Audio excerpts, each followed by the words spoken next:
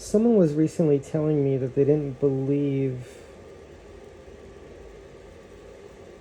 I'm paraphrasing because I don't know the exact words that were used, but they didn't believe that free energy was possible, or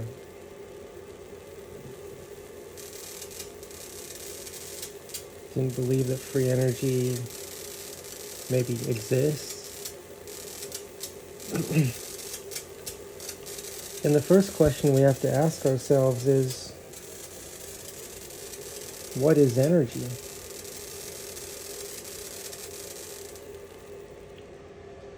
Because we look at energy like it's always been here. We say we cannot make or destroy energy. So the given is that it's always been here, right? So some people call that free. They say energy is free. What does free mean? What do we mean by free, right? Now, I'm not saying that we don't have to pay for energy. I don't think anybody means we don't have to pay for it. Right, like solar panels, right? Solar panels collect energy from the sun, so it's collecting energy. You can call it free energy. It's collecting free energy. No one's charging for that energy, but we have to pay for the tools that collect that energy, right? The wimshurst machine is a collector of energy. It collects energy that's in the environment, right? And there's a lot of different ways of perceiving how exactly it's extracting energy from the environment. So some of the things I've read is that it just picks up like static electricity in the air, right? There's a machine called a Methernitha testotica, and excuse me, that machine has so many parts to it. And when I look at that machine, I'm looking at it like every part does something. But here's one question I have. Can that complex system be reduced in complexity to a simplified, minimalistic version of itself, right? And is that what the wimshurst machine is, right? Because on the wimshurst machine, we just have a collector on this side and on that side. But on the Methernitha testotica, it has collectors. It looks like there's collectors here, here, here, here, here, and here. So there's an X. So maybe one side, the other side, and then on each side of this, each end here and here, right? For the capacitors, we're just using BBs. Ordinary BBs, right? And copper. I think what allows this to work is that the discs are counter-rotating.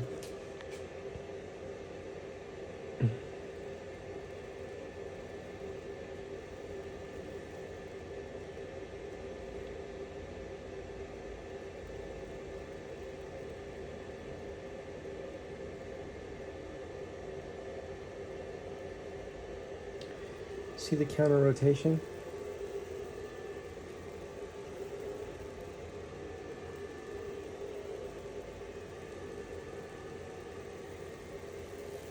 And listen to the energy.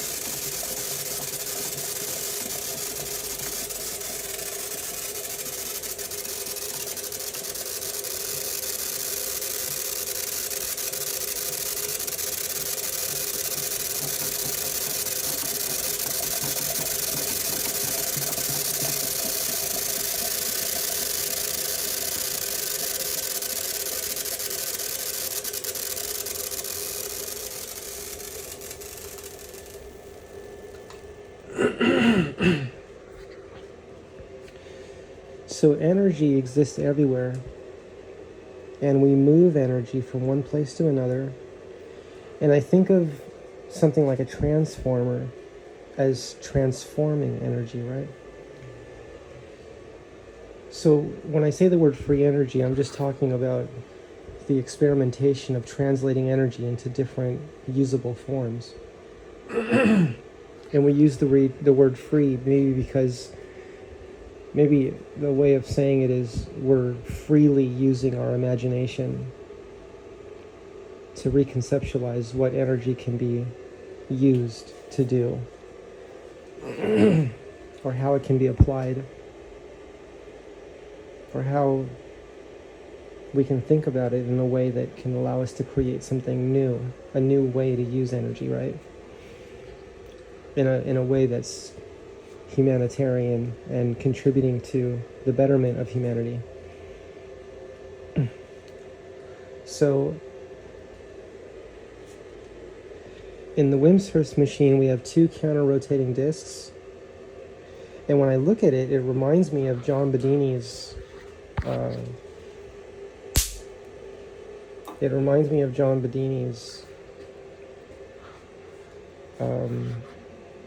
work, where he had magnets spaced out, right?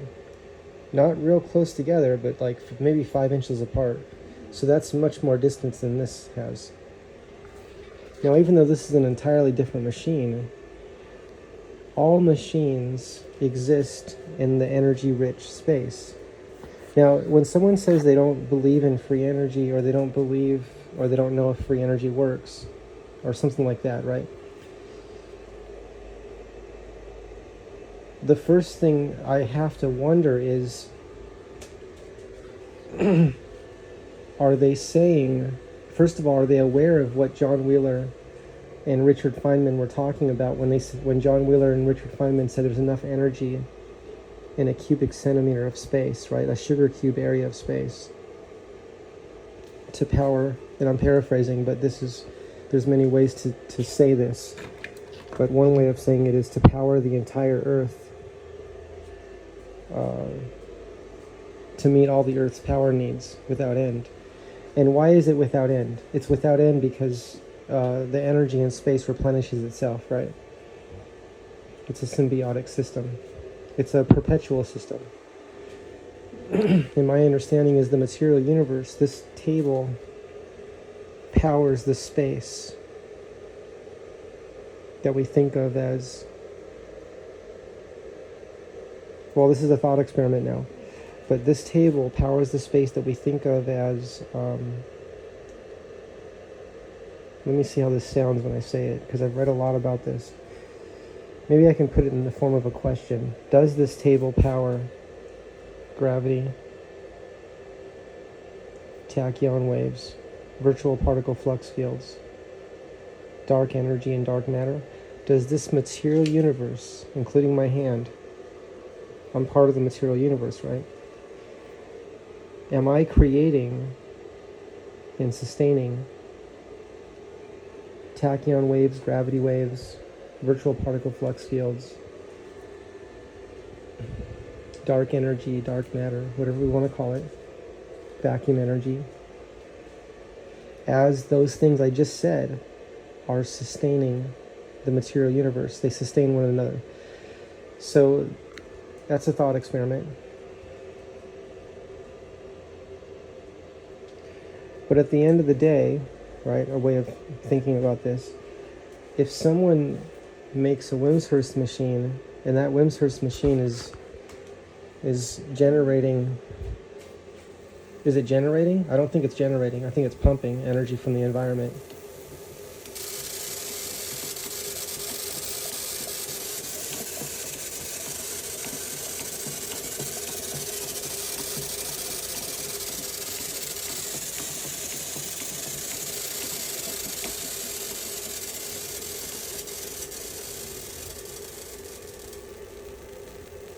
You can hear the energy everywhere.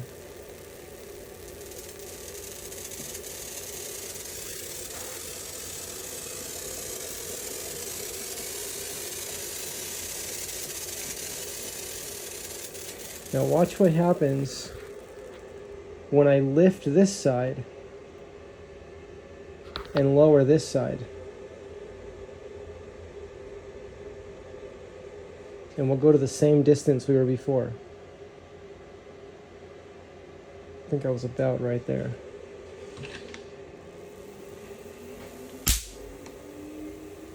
I'll increase the distance.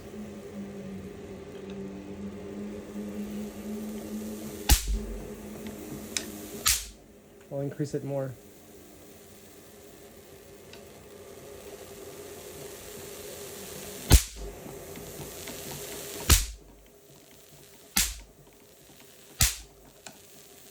I'll increase it more.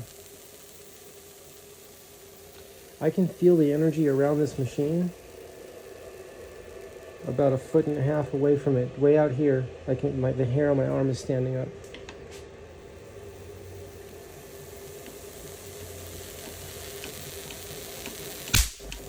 Look at that distance. Let's go more. See if that'll go across there.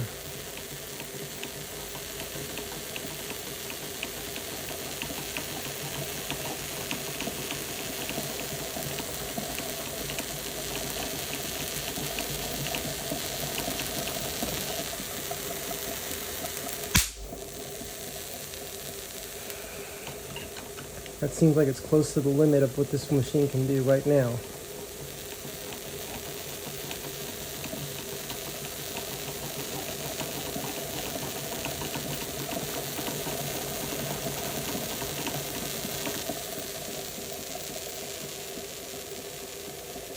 Okay, well, it did one.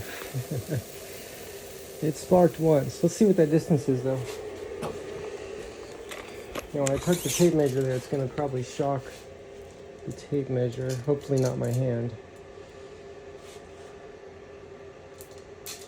Yeah, it shocked my hand. Not too bad, though. Felt more like a light static charge, but it's still going to shock again right now. A little bit, okay.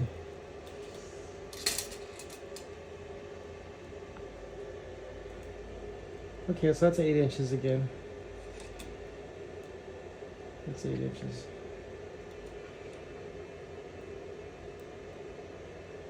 That's what it did yesterday.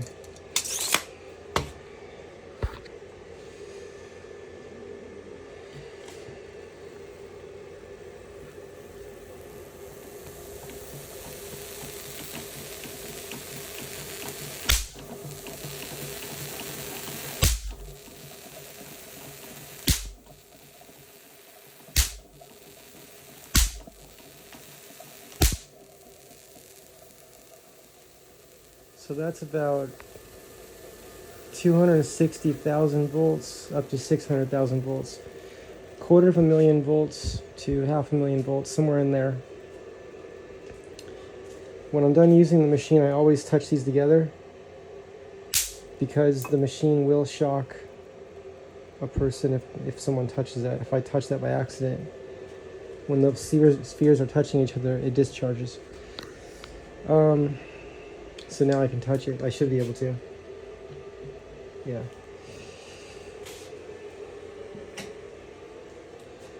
So I think it seems important to people to have an idea of what's happening in the universe. And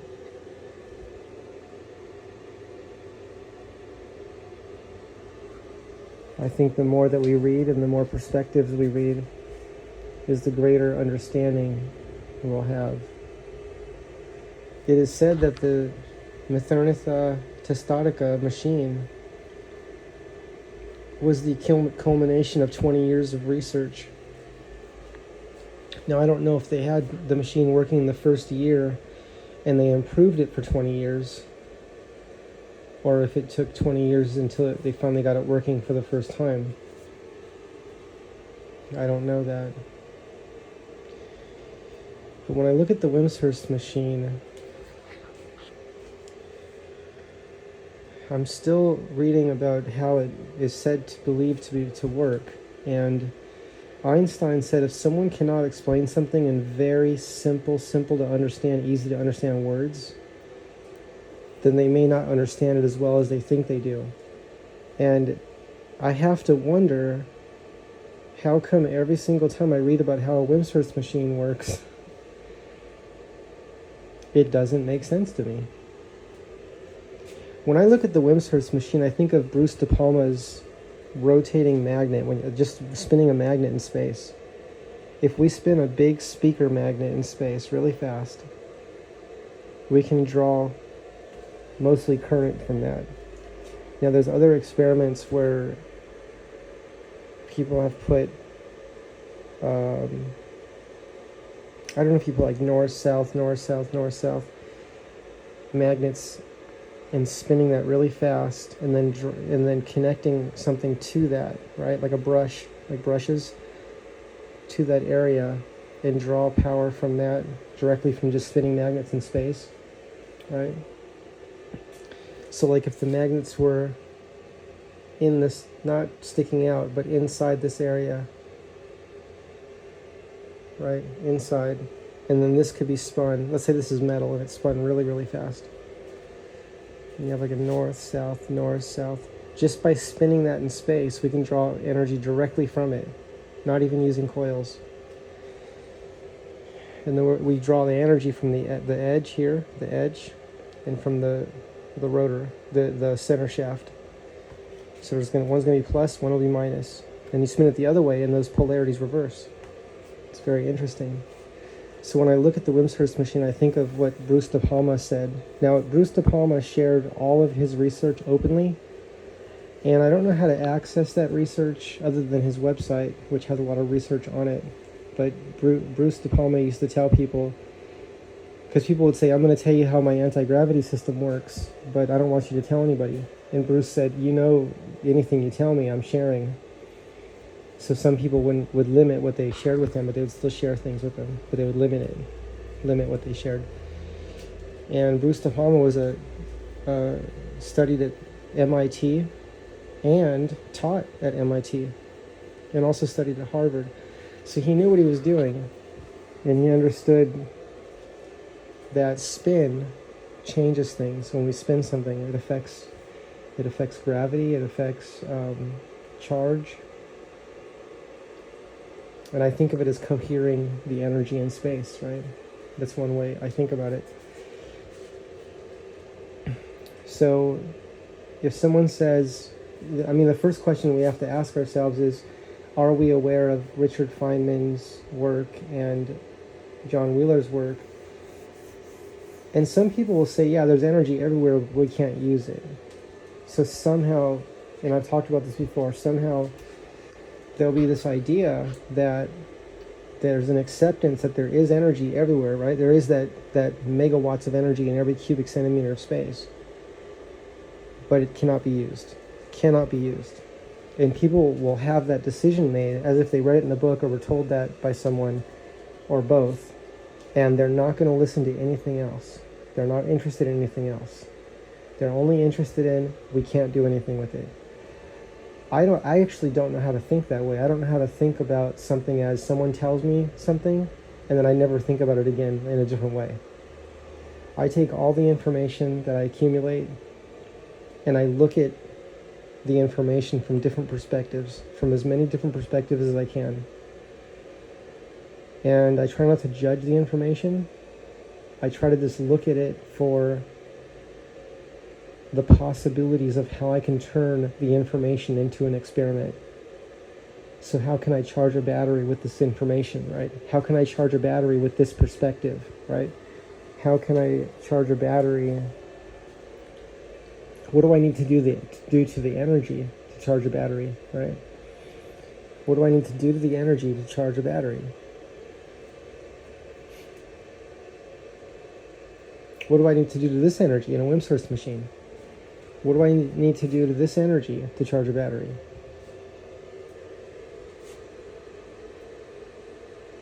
I could try that right now, actually. Let's see, what kind of battery can we charge? I think I need like a small lead acid battery, a really small one. That would be ideal. I guess I could use like a nickel metal hydride battery.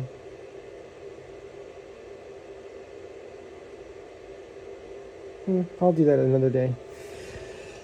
I'm a little tired right now. I'm going to get some rest, but we'll see you in the next video. Bye, everyone.